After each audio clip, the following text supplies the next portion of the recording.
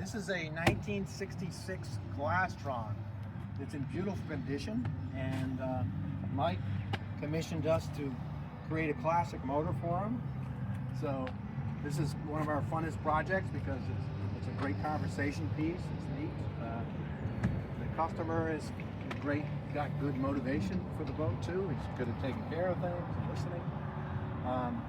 So he wanted something vintage that was fairly modern and fairly reliable. And I said, well, my own personal boat, I converted a 75 Merc and I decaled it so it was mid-60s.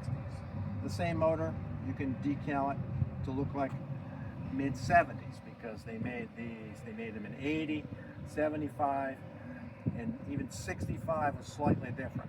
They have this traditional Mercury wraparound cover that I'm sure everybody's familiar with.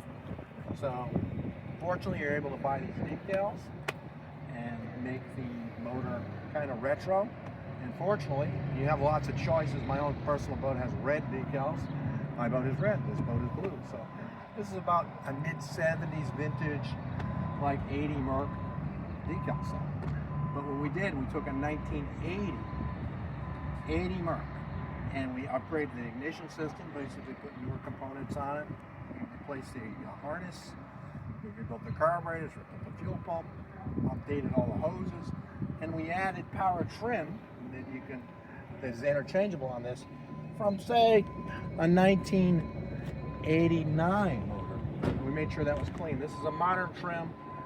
You probably don't know it, but the older Mercs had trim on the outside, had 4 hoses going to the boat. You had to deal with a hydraulic pump inside.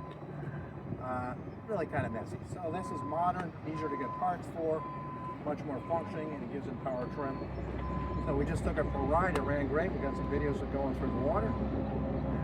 Mike, if you want to add anything to the video? They did a fantastic job. Really pleased with the quality of work, the attention to detail.